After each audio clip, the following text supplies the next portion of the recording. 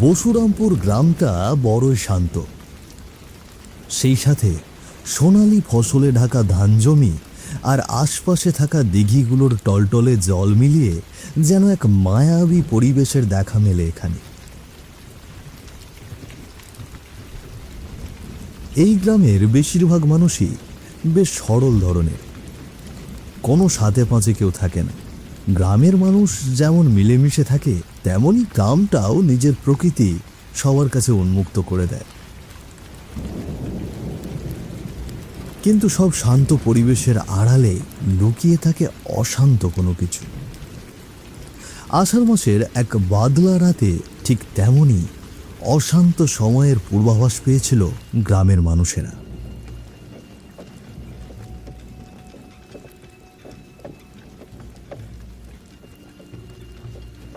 কারো জানা ছিল না, এমনকি গারোয়ান ভূপেন নিজেও কখনো ভাবতে পারেনি একটা লাশ পারাপার করতে গিয়ে এমন অসমাপ্ত কাহিনীর সূচনা হবে।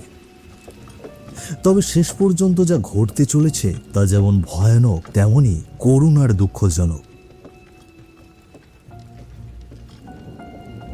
অমাবস্যার রাত না হলেও আজ চারপাশে ঘন অন্ধকার ঢাকা, তার উপরেই পড়ে চলেছে বড় বড় ফোঁটায় বৃষ্টি।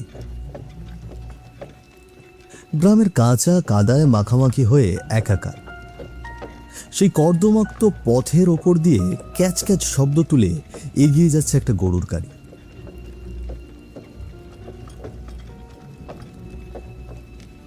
ওপরে টাঙানো ছাউনিটা বৃষ্টির হাত থেকে বাঁচানোর বৃথা চেষ্টা করছে ভেতরে যাত্রীকে। সামনে বসে থাকা গারোয়ান ভূপেন কাকা মাঝে মাঝে তাড়া দিচ্ছে গরু দুটোকে। ছাউনির ভেতর বসে আছে বছর 30-এর যুবক পরেশ। ভূপেন কাকার মুখে ফুটে রয়েছে দুশ্চিন্তার রেখা। ওদিকেই ঝড় বাদলের রাত্রে এমন এক যাত্রার সঙ্গী হতে পেরে মনে মনে অস্বস্তি বোধ করছে পরেশও। কাকা, বৃষ্টিটা তো কমারই নামই নিচ্ছে না, আরো বাড়বে নাকি? বাড়তে পারে, আকাশের যা অবস্থা মনে হচ্ছে আজ সারা রাত ধরেই চলবে। আরে রাস্তাটাও যা হয়েছে, এক ফোঁটা আলো নেই কোথাও। বড্ড ভয় ভয় করছে কাকা। ভয় তো করবেই বাবা, অন্ধকার রাত, তার উপর এমন ঝড়ের মধ্যে যাচ্ছি, মনে সাহস রেখো। তা আপনি এত রাতে এই দুর্যোগের মধ্যে কোথায় যাচ্ছিলেন কাকা? আমি তো হাটে আটকে গিয়েছিলাম বলে আপনার গাড়িতে উঠে পড়লাম। আর বলো না, পাশের গ্রামের মলয় সেন মারা গিয়েছে। লাশটা পৌঁছে দিতে হবে ওর বাড়িতে। মলয় সেন কিন্তু এই গ্রামেরই মানুষ, কিন্তু কিভাবে যে পাশের গ্রামে গিয়ে মারা পড়লো তা আমার মাথায় ঢুকছে না। হ্যাঁ, লাশ মানে এই গাড়িতে? না না, তোমাকে নামিয়ে দিয়ে তারপর যাব লাশ আনতে।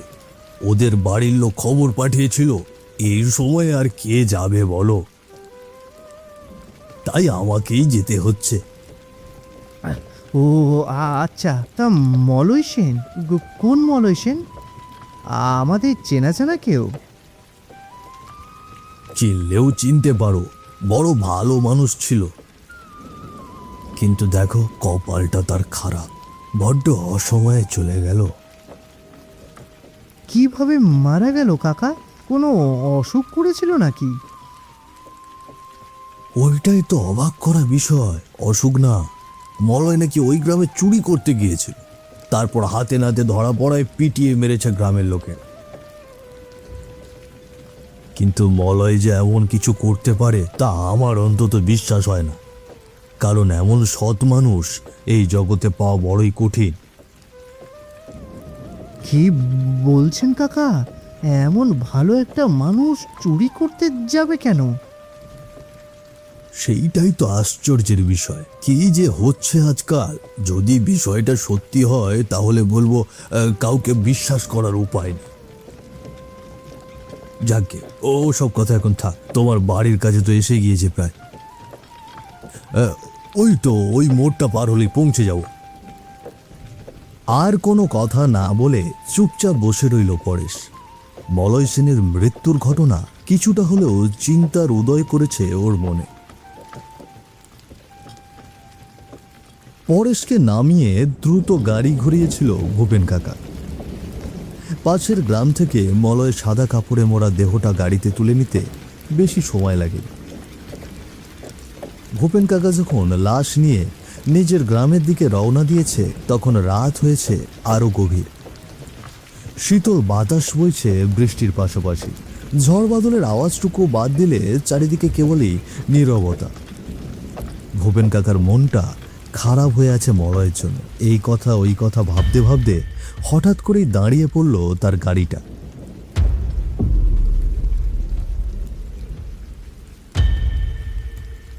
গরু দুটো কিছুতেই আর এগোতে চাইছে না। কি রে, কি হলো? এই চল চল চল, এই চল বলছি। এই গরুগুলোর আবার কি হলো? গাড়ির কিছুটা সামনে রাস্তার মাঝখানে দাঁড়িয়ে আছে কেউ একজন। গায়ে সাদা কাপড় ছড়ানো, অবিকল মলয়ের মতো চেহারা। না, ওটা আসলে মলয়ই।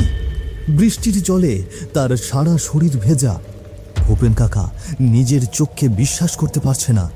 পেছনে খেয়াল করে দেখল গাড়িতে মলয়ের লাশটা নেই। তার মানে গাড়ি থেকে নেমে মলয় সেখানে গিয়ে দাঁড়িয়েছে। কিন্তু একটা মরা লাশ কোন ফাঁকে কিভাবে গাড়ি থেকে নেমে সামনের পথে এসে আটকে দাঁড়ায় তা কোনোভাবেই বোধগম্য হচ্ছে না ভূপেন কাকার। কি কে কে ওখানে? আমি মলয় সেন। মলয়, তুই তুই তো মারা গিয়েছিস। হ্যাঁ, মরে গিয়েছি সত্যি, কিন্তু আমার কাজ যে এখনো বাকি। তাহলে বিদায় নেই কেমন করে? এসব কি বলছিস? তোর বাড়িতে সবাই কাঁদছে, চল তোকে বাড়ি পৌঁছে দি। না কাকা, আমি এখন বাড়ি যাব না। বাড়ি যাব না মানে? কোথায় যাবি তুই? আমাকে ফিরিয়ে নিয়ে চলো। যেখানে ওরা আমাকে মেরেছিল সেখানে নামিয়ে দিয়ে এসো। না না, এ হতে পারে না, আমি পারবো না। তুই মরে গিয়েছিস, তোর জায়গা এখন শ্মশানে, নইলে যে আমার অমঙ্গল হবে। আমার কাজ শেষ হয়নি কাকা। ওদের শাস্তি না দিয়ে আমি বাড়ি যাব না। আমাকে নিয়ে চলো। আমার ভয় করছে বাপ, তুই গাড়িতে উঠে আয়, আমি তোকে বাড়ি পৌঁছে দিই। এরকম করিস না। ভয়ের কিছু নেই কাকা, শুধু আমাকে ফিরিয়ে নিয়ে চলো। আমার বিচার আমি করে নেব। মলয়কে দেখে ভূপেন কাকার মনে হলো ওর মধ্যে প্রতিশোধের আগুন জ্বলছে। ওকে আর বাধা দেওয়া যাবে না, সে নিজের প্রতিশোধ নিজেই নিয়ে ছাড়বে। সকাল হতেই সারা গ্রামে মুখে মুখে ছড়িয়ে পড়েছে গত রাতের ঘটনা। বৃষ্টি থেমে গিয়েছে বটে, কিন্তু আকাশটা মেঘলা হয়ে আছে।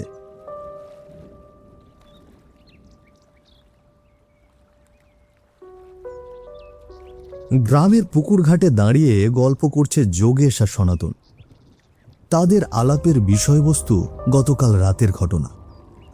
দুজনেই বেশ অবাক, কেননা ভূপেন কাকার মতো একজন শক্ত মনের মানুষ যে এইভাবে ভয় পেতে পারে এটা গ্রামের কেউই কল্পনা করতে পারেনি। যোগেশ আর সনাতন শুনেছে গত রাতে নাকি বাড়ি ফিরে উঠানেই অজ্ঞান হয়ে পড়েছিল ভূপেন কাকা। গ্রামের মানুষদের কাছে তারা শুনেছে জ্ঞান ফেরার পর থেকেই নাকি ভূপেন কাকা শুধু বলেই চলেছে মলয়ের লাশের কথা।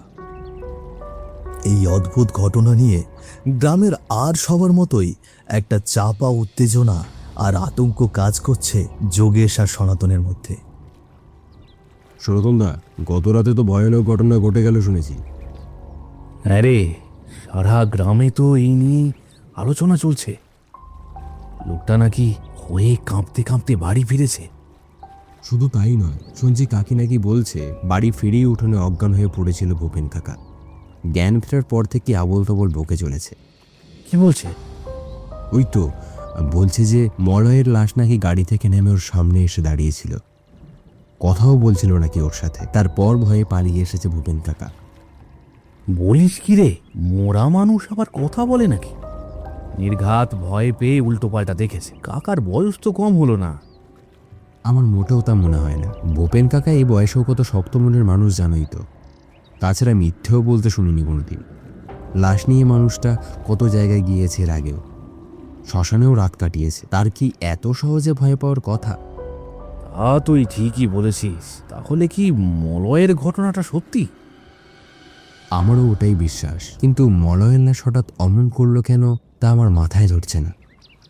তবে ভূপেন কাকাকে নাকি কার ওপর প্রতিশোধ নেওয়ার কথা বলেছে মনে হয়। প্রতিশোধ? তার মানে মলয়কে কেউ ফাঁসিয়েছে? শুনেছি তাকে নাকি চোর অপবাদে মেরেছে মানুষ। অপবাদ বলছি কারণ বিষয়টাকে আমার অপবাদই মনে হচ্ছে। মলয় সেন তো ভালো মানুষ বলেই জেনে এসেছি এতদিন। গরিব হতে পারে, কিন্তু চুরি করার মতো মানুষ সে নয়। আমিও সেটাই ভাবছি। পুরো ব্যাপারটাই বড় সড়ো গণ্ডগোল রয়েছে। তবে ভূপেন কাকাও বড্ড ভয় পেয়েছে বুঝলে। সে নাকি বলেই দিয়েছে আর জীবনেও লাশ পাড়াপাড়ের কাজ করবে না। রাতে গরুর গাড়ি চালানোই হয়তো ছেড়ে দেবে। যা ভয় পেয়েছে মানুষটা, তাতে আর কিছুই বলা যায় না। এখন দেখার বিষয় মলয়ের আত্মা কি করে। লাশ যখন জেগে উঠেছে, কিছু না কিছু তো একটা করবেই। ঠিক বলেছ, আমিও ওটাই ভাবছি। কখন যে কি ঘটবে কে জানে। সেদিন রাতে আকাশ কাঁপিয়ে আবারও বৃষ্টি নামল। ক্ষণে ক্ষণে বিদ্যুতের ঝলকানি আর মেঘের গুরু গুরু শব্দে কেঁপে উঠেছে চারিদিক। পাশের গ্রামে নিজেদের বাড়িতে বসে তাস খেলছে দুই ভাই, রবিন আর রঘু। মলয়ের মৃত্যু নিয়ে তাদের মনে বিন্দুমাত্র অনুশোচনা কাজ করছে না। তারা মজে রয়েছে মজ মস্তিতে। সামান্য কিছু টাকার জন্য একটা মানুষকে চোর সাজিয়ে দুনিয়া থেকে সরিয়ে দিয়েছে তারা। কিন্তু রমেন আর রঘু জানতো না ওদের সেই হাসির আয়ু আর বেশিক্ষণ নেই। বেটা মরে গিয়ে বেঁচেছে, বড্ড টাকার জন্য জ্বালাতন করছিল। ঠিকই বলেছিস। এই চোর অপবাদ দেওয়ার কাজটা একেবারে খুব সহজ হয়ে গেল। গ্রামের মানুষ যা করার করে দিয়েছে। আমাদের বুদ্ধির কাছে পারবে নাকি? দেখ, টাকাও দিতে হলো না, আবার কাঁটাও দূর হয়ে গেল। হ্যাঁ, একদম ঠিক বলেছিস। এখন কেউ আমাদের কাছে টাকা চাইতে আসার আগে 10 বার ভাববে। আচ্ছা, কোনো শব্দ শুনতে পাচ্ছিস? হ্যাঁ, কোথায়? না তো, আমি তো কিছু শুনতে পাচ্ছি না। ওই হয়তো ঝড়ের জন্য জানালায় হাওয়া লাগছে। না রে, ওটা নয়। মনে হলো কেউ যেন ঘরের ভেতর ফিস ফিস করে কথা বলছে।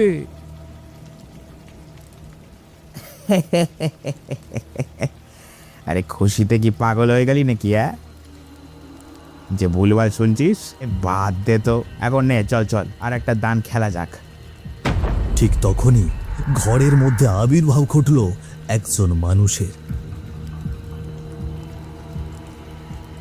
না, ঠিক মানুষ বলা যাবে না। কোনো মানুষের পক্ষে এভাবে আসা সম্ভব নয় বলেই মনে হলো রমেন আর রঘুর। তারা দেখল গায়ে সাদা কাপড় জড়ানো ওটা আর কেউ নয়, স্বয়ং মলয় সেন, অর্থাৎ মলয় সেনের প্রেতাত্মা। আমার টাকা ফেরত দিবি না? মলয়, তুই এখানে? তুই তো মরে গিয়েছিস। তুই বেঁচে ফিরলি কিভাবে? মলয়, আমরা তো তোকে মারিনি, তাই না? আরে আরে তোকে তো মেরেছে গ্রামের লোক। তুই তুই তুই কেন এখানে এসেছিস? তোরা আমাকে চোর বানিয়েছিস। তোরাই আমাকে গ্রামের মানুষদের দিয়ে মেনে ফেলেছিস। আমার টাকাগুলো আত্মসাৎ করেছিস তোরা। আমাদের ক্ষমা করে দে মলয়, আমরা বড় ভুল করেছি। ক্ষমার সময় শেষ হয়ে গিয়েছে। এখন শুধু বিচারের সময়। আমাদের ছেড়ে দে, আমরা তো সব টাকা ফেরত দিয়ে দেব। আমার টাকার আর দরকার নেই। আমার যা দরকার তা হলো শান্তি। আরে তোদের শাস্তি না দিয়ে আমার শান্তি হবে না।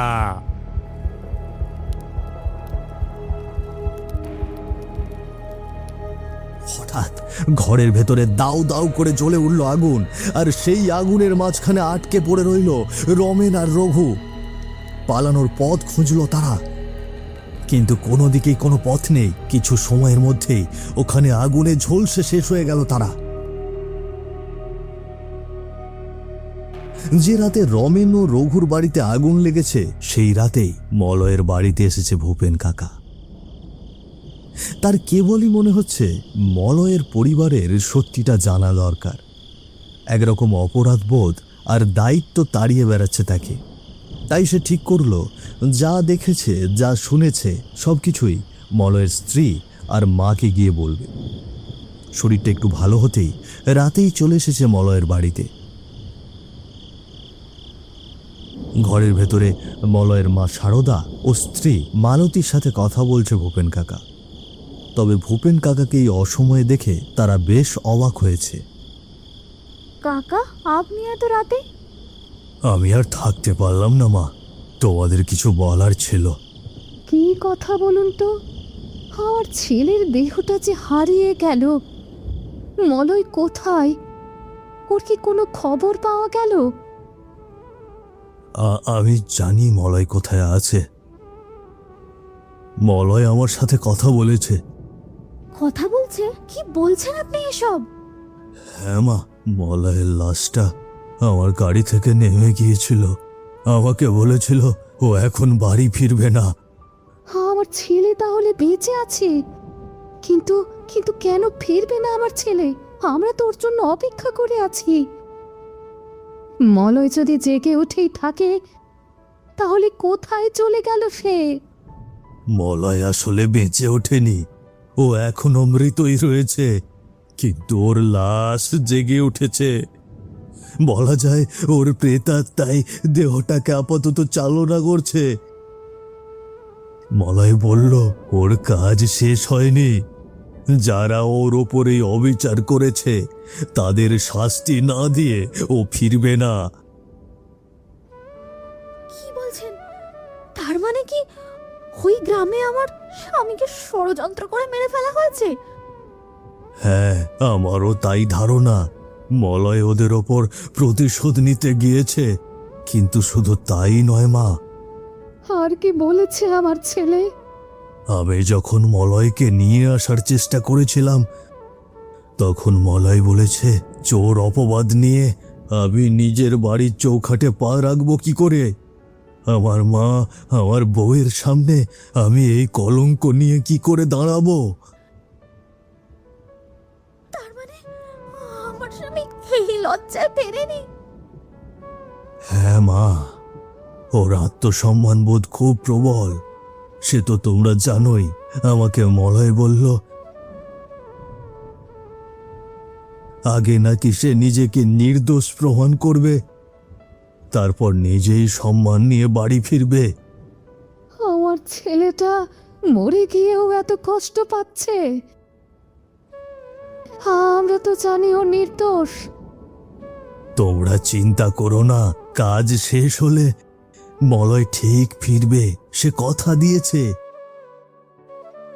রাতের অন্ধকার কেটে গিয়ে ফুটতে শুরু করেছে ভোরের আলো। আকাশটা একদম পরিষ্কার, যেন গত রাতের তাণ্ডবের কোনো চিহ্নই নেই। সারা রাত জেগে থাকার পর মালতী আর সারদা দেবী ভোরের আলো ফোটার সাথে সাথেই ঘরের বাইরে বেরিয়ে এসেছে। তাদের মনে ক্ষীণ আশা হয়তো মলয় ফিরে আসবে। উঠানে এসে তারা যা দেখল তাতে ওদের নিঃশ্বাস বন্ধ হয়ে যাওয়ার উপক্রম। কেননা তাদের সমস্ত অপেক্ষা আর সমস্ত কষ্টের যেন অবসান ঘটল এক মুহূর্তে। এক অবিশ্বাস্য দৃশ্যের সাক্ষী হলো ওরা। উঠানে শুয়ে আছে মলয়ের নিথর দেহ। সারা শরীরটা পরিষ্কার, যেন যত্ন করে স্নান করিয়ে দিয়েছে কেউ। এমনকি মুখেও কোনো আঘাতের চিহ্ন নেই, কোনো যন্ত্রণা বা কষ্টের ছাপও নেই। মনে হচ্ছে মলয় যেন গভীর ঘুমে আচ্ছন্ন। তুমি ফিরে এসেছো। আমার খোকা, আমার মানিক, ফিরে এসেছিস বাবা। মা দেখুন, মলয় কথা রেখেছে, নিজের সম্মান নিয়ে ফিরেছে। ওর মুখটা দেখো বৌমা, কি শান্ত লাগছে না? যেন যেন সব জ্বালা জুড়িয়ে গেছে ওর। তার মানে ওর বিচার নিশ্চয়ই শেষ হয়েছে মা, ও এখন শান্তিতে ঘুমোচ্ছে। হে ভগবান, তুমি আমার ছেলের আত্মাকে শান্তি দিও ভগবান, তুমি আমার ছেলের আত্মাকে শান্তি দিও। আমার স্বামী চোর নয়, আর কি কেউ বিশ্বাস করুক বা না করুক, এটাই সত্যি। হ্যাঁ বৌমা, চলো, ওর সৎকারের ব্যবস্থা করতে হবে। সম্মানের সাথেই আমার ছেলে শেষ যাত্রা করবে। যদিও কথাগুলো বলল সারদা দেবী, কিন্তু সে আর বৌমা মিলে তখনও স্থির হয়ে রইল ছেলের মরদেহের পাশে। যেন ঘরের ছেলে ঘরে ফিরেছে, তার কাছ থেকে আর সরতে চাইছে না কেউই। ওদিকে রমেন আর রঘুর আগুনে পুড়ে যাওয়ার মৃত্যুর খবরও ততক্ষণে গ্রামে এসে পৌঁছেছে। শুনেছে সারদা আর মালতীও। এই খবর শোনার পর থেকেই সবাই নিশ্চিত হয়ে গিয়েছে আসলে কি ঘটেছিল মলয়ের সাথে। তার মৃত্যুর পেছনে কাদের হাত ছিল, সবই এখন পরিষ্কার। তবে যেটাই হোক না কেন, পৃথিবী থেকে চির বিদায় নিলেও অবশেষে নিজের সম্মান ফিরে পেয়েছে মলয় সেন।